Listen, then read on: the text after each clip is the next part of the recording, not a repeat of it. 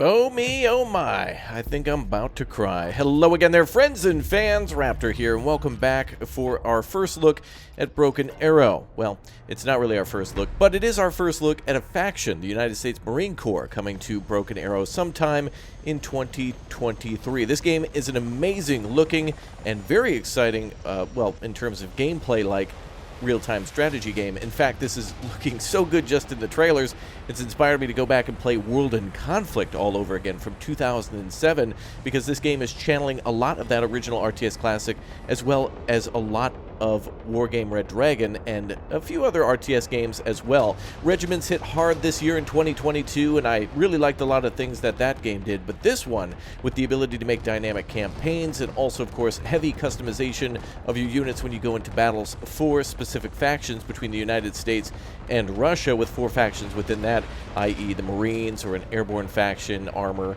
infantry, that type of thing. It's going to be a real interesting piece of work, I think. Now, previously on the channel we saw a great mission for this game, about 30 minutes of an invasion of a Russian or a coastal city somewhere in Eastern Europe, and it looked gorgeous with a lot of great gameplay stemming from occupying buildings and taking cover inside of structures, and then using things like ATGMs and infantry to clear other infantry and tanks that were coming their way. And it just looks really promising and very exciting for what I hope to see time and time again from future RTS games, the ability to have on map or like nearby assets that of course can be shot down. It's going to be really interesting to see when aircraft get shot down in multiplayer what the rewards and bonuses could be for rescuing pilots, which really reminds me of the days of Command & Conquer Generals, where you'd have to go and rescue some of your pilots in those missions too. But it's just going to be really cool to see kind of dynamic missions and gameplay stemming from people losing aircraft and wanting to rescue those pilots, and of course the ability to use defensive and offensive abilities like you could in World in Conflict. An example being, for a jet, you could use an afterburner perhaps to get closer into the battle faster, or possibly pull out, as well as using flares. And of course with certain vehicles they can get, let's say, a sabot round or something along those lines, and smoke in order to conceal their advance or retreat, or possibly if they're dropping off infantry.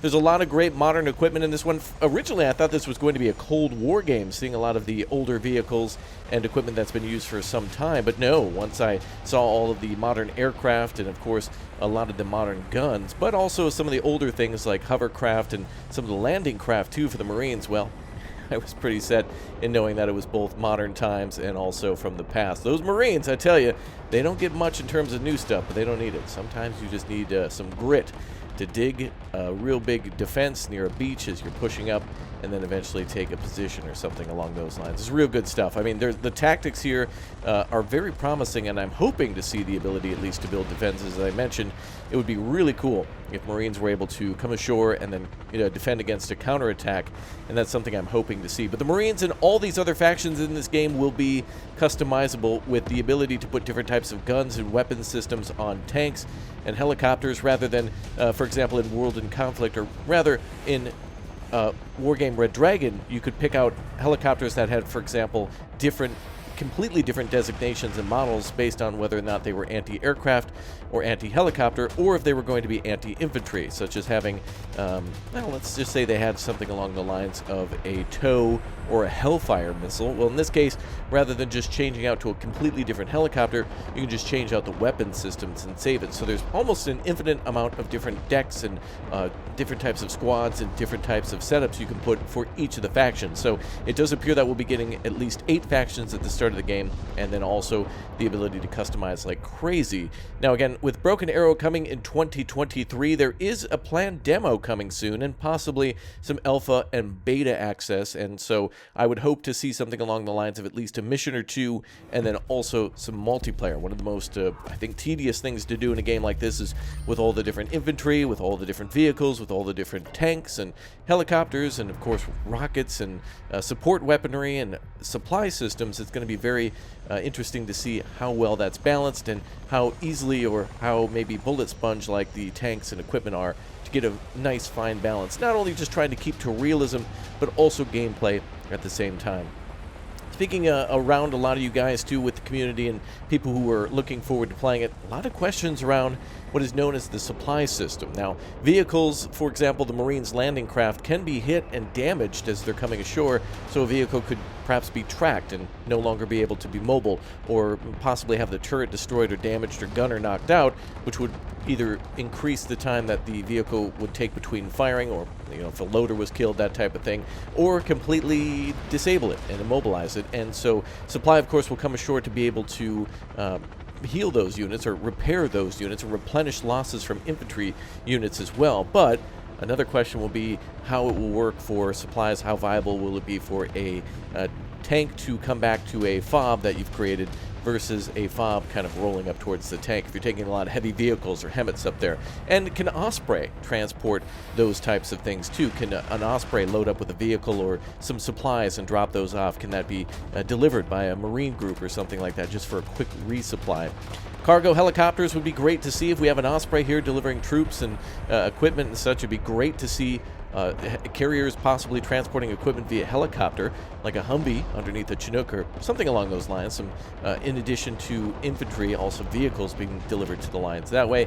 And of course, with paratroopers coming in too, it would be really cool to be able to see not only do those troops have the ability to come in via maybe helicopter, but also like a massive airdrop. I always go back to thinking of the Battle for Pine Valley in World in Conflict when I think of the airborne factions along the lines of what we've seen so far in Wargame Red Dragon, and what I really want to see in Broken Arrow. Taking a look at all those factions, it's going to be impressive to see the armor, the anti-armor capabilities, and other factions that could be added in the future.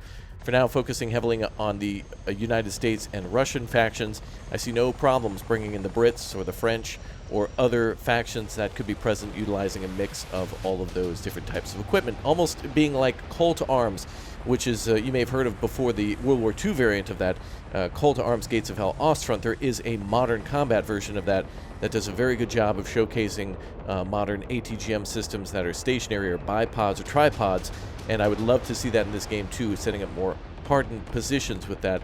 And I hope to see just a lot more customization. This game will have the ability to make our own maps and scenarios, which could be fun for co-op missions, where you make a mission and then maybe you're able to play with a friend or some sort of a last stand. And a great way to test out weapon systems, to see what would happen if you had 5 Abrams versus 6 T-72s or something like that. How would they withstand a flank attack or something along those lines? Great experimentation and great excitement for what I'm hoping to be a great RTS.